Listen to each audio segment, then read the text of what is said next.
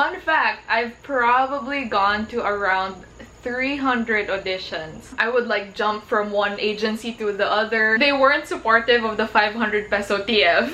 If I could choose, I would just want to act every day. Be part of my journey. I gotta ask, do you remember that first yes that you got? What was the thing? What was the acting gig that you got your first yes on? The very first one was actually a it was a movie. It was a movie for MMFF. Okay. And it was only it wasn't a wow. Okay. I was literally just gonna walk past. I wasn't gonna say a line or anything, and it was for a movie. It was starring Vic Soto and Andrea Torres, if I'm not mistaken. And I was what do you call that? Well, I was an extra, basically. And I only got like 500 pesos for that. And the entire day I was there. Literally, our call time was like 9 a.m. And we ended at like 2 in the morning. And I didn't even like get in the shot until around like, I think it was already like 7 p.m. or something. That's insane that you have to be there the whole time just to walk past the camera once. And that's wow, that takes a lot. Were you in the credits at least? Were you credited for it? Does your name appear like bystander #1 Jerilee Salvador in the credits? I don't even know. I've never watched it. Like I wasn't able to watch it. You didn't watch your own movie? Yeah, I don't know. Well, actually, other than just walking past, there was also a scene where like, because there was a restaurant and then we're just eating there. So I had like a date. We were just in the background. We were just pretend eating. Well, actually we were eating, but we were pretend talking. Because you can't really actually say anything because it'll be heard in the mic. So you should just like say watermelon, watermelon and not have a sound on it. Is that literally what you have to fake say? Oh yeah, that's one of watermelon? It's in theater. Yeah, watermelon. Wow.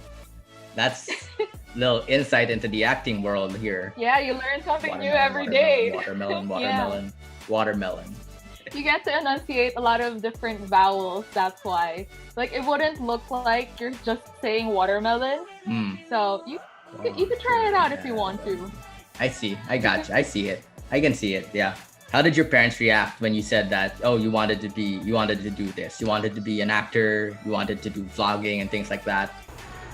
Well, they supported me because they're in the industry as well. So yeah, because my dad is a comedian and my mom is, well, before she became a housewife, when she had us, she was a production manager in a lot of TV shows as well. So they were very supportive, but they weren't supportive of the 500 peso TF as my first acting job. But then I really wanted to pursue acting and do it on my own. I didn't ask my dad for help or my mom for help that much. Like, when I would go to the acting projects that I have, I wouldn't usually tell people who my father is or anything like that, because I feel better when I get to book a job because of myself. Like, it feels way more fulfilling for me. I like doing that. I like that it's that way as well, because I know when I do reach my goals, I know that it was mostly because of me and my hard work and my passion for this job. So yeah. How did you get into acting? Did you start at a young age? Were you always the one who participated in school plays, or were you always the one that wanted to be like the center of attention in the family? How'd you start? Fun fact, actually, when I was really young, I was really shy. As in, like, when my parents would ask me, like, can you be the one to order the food on like the fast food counter there? Sometimes I would get teary-eyed just being asked to do that, because I really don't want to do anything that has like to do with other people. And so yeah, growing up I was really shy. My mom asked me to be a part of like Little Miss Philippines and like ballet or something like that, and I was like, no, I don't want to do that, no, nothing like that. And then when I grew up I'm the one who keeps like nagging my mom, like, I want to do this, I want to join this like acting class and all that. So it has definitely turned around. I feel like I've always wanted to act, but then I just didn't want to admit it because when you hear like someone wants to be an artista, I mean, I feel like this is before, maybe not so much anymore, but before it's like, oh, you want to be artista? It's like you are so full of yourself. Yeah. And just that like you think negative way too highly of connotation yourself. to it. Exactly. So it's like I never really wanted to admit it, but then what I really wanted was to act and be an actor. When I was in high school, I still didn't want to admit it. I feel like I didn't admit it to myself either, but I knew that I wanted to go into the arts, like communication arts. That's what I was sure of. So when I was like in 4th year high school, I knew that that was the course that I wanted when I got into college. And so when I was already in college and we had like multiple subjects that revolve around it, the ones that I loved the most were theater, TV, and film. I leaned more towards anything that had to do with acting, and even behind the scenes, like I like producing as well. I like because I'm an organized person, so I also like that. Yeah, when I was in 4th year college, I joined our theater org as well, so that was really fun for me. I really loved it, and I also like acting, you know, in school plays, even back in high school or grade school when we would have like acting, you know, plays in the classroom. I also like that. So yeah, that's when it started, and when I graduated, I started going to auditions. Yeah, little by little I got more courage to admit that I like acting, and so now we're here. Like, you really tried to stop it down. You really just tried to push it, all your urges and all your desires to start acting. You just tried to shove it down, bury it inside you, never to be seen again. But it's your true self, it's your true calling, I feel. And maybe you feel that too, that it's what you wanted to do for so long, and you now that you're actually doing it, I'm sure you feel really good about it, right?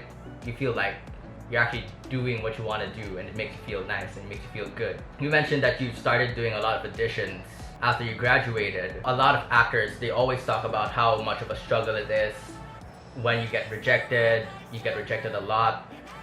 Did you go through that? Did you have to face all of those problems and all of those hardships as an actor, as a young actor, having to go through many auditions and you fail a lot before you finally get that yes and you get your first gig? Yeah, definitely. Like, fun fact, I've probably gone to around 300 auditions, like physical auditions, where I go to an agency or like... That's 100 a year. That's a lot. That's... Yeah, wow. Yeah, it's a lot. Pretty impressive. Thank you. I go to like, cause before the pandemic, I would go to auditions 3 to 4 times a week. That was my like full-time job. And every day that I would go, I would try to get at least 3 auditions, because I live in Marikina and most of the auditions are in Makati. So when I go there, I want it to be, you know, like full. So I would like jump from one agency to the other, and it was really tiring but fulfilling when you do get the yes, because it just feels so good that you worked hard for it. And apart from the physical auditions, actually, I've also like sent emails, because sometimes it could be an email form, in Facebook form, however form it may be. Whoever posts like an audition, you could just reach out to. And I checked, I've sent around 700 emails for auditions. So it's really, you know, you really have to work hard for it as well. Yeah. Yeah, yep. You really have to push. You really have to. That's the thing, is that when it comes to these kinds of things, you really have to put yourself out there and try and keep trying, because if you just sit around and wait for the opportunity to come and you don't try and go out and seize it, no one's gonna call you up and be like, hey, we got a spot open for this commercial, you want to do it? No, you have to be the one to take the initiative to go out and do these things and to go to these agencies and audition yourself. Like, it takes a lot to do it, and it's amazing that you've been able to push through and keep going and keep trying. Do you got any acting tips for like someone like me that doesn't really have much experience except when I was young? Do you have any tips on how to be a good actor, how to nail a scene, how to act in front of the camera, how to conduct yourself? Well, in terms of acting, well, that's the reason why I don't really do acting lessons on my vlog, because I feel like I'm not really like the best person to do that yet either. But for me, what helps in terms of acting is because I'm also into the behind the scenes, and I feel like it helps a lot when you are aware of the role of everyone else around you as well. It's really because for theater, the difference with theater and TV or film is, for TV and film, what they're focused on is your face. So really the minute details of your face, like with your eyebrows and your eyes, it's really, that should be where you're focused on. But for theater, it's really just, of course, bigger gestures. Yeah. Because people will have to see you from the very back of the theater. So that's the main difference. What has been your favorite gig so far? What's the favorite job, acting, gig, commercial that you've done? Okay, let me start with the commercial I've done, because this one got 10 million views, and I was so shocked that it reached that many people. It was for Cebuana Luwalier. It was an ad that we shot the beginning of 2020 before all of hell broke loose. That one, it was interesting because the shoot went so well. It was like so chill for me. Like, we barely had the script. We didn't read anything. It was literally just like the director telling us like what to do, and we just acted together because I had like a husband there and I was pregnant at some points of that ad. And it was basically about saving, and because we were a couple who liked to spend, but then obviously when we were gonna have the child, we realized that we had to save. And so yeah, basically that's the ad, and it reached 10 million views, and it was crazy, and it felt very good. It was very fulfilling when that happened. I've done teleserye. I was a part of Cadenang Ginto for a while. For theater, well, it was kind of a smaller production, but I've also been a part of PETA, but then it got cancelled because of the pandemic. The thing is, where the money is at is actually in the ads, if I'm gonna be honest. So that's where I sort of focus on more. But then I love doing student films because there's a lot of heart there. Yeah, I get that. Students put a lot of effort and love into their own films, of course. So I love doing that as well. And one of my favorites that I've done in terms of acting, other than the Cebuana Luwalier one, is a student film that I did for Asia Pacific Film Institute. It's a thriller.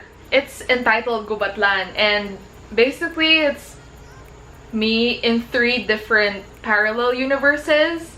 So that was really interesting for me. I like it because usually I get rom-com gigs, probably because of how I look. Like, I'm usually partnered with like males and am like the rom drama person kind of like stereotype.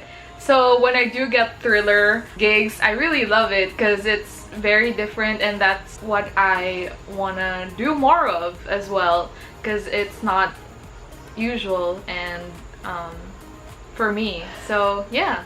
You mentioned a while ago that you also are interested a lot in producing and things like that. Did you ever produce your own like student films or your own projects? Do you have any plans of in the future going into more producing roles and trying to produce your own stuff? Yeah, definitely I want to do more of that in the future when I have more money, because you need that when you produce.